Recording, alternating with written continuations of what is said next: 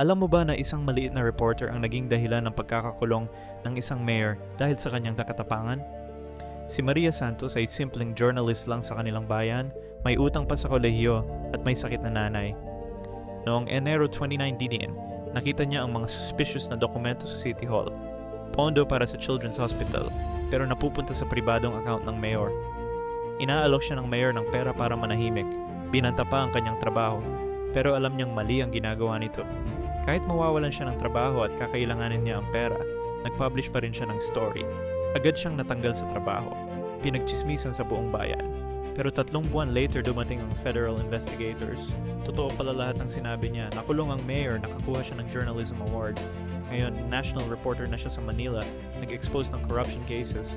Isang desisyon na tama ang nagbukas ng lahat ng pinto.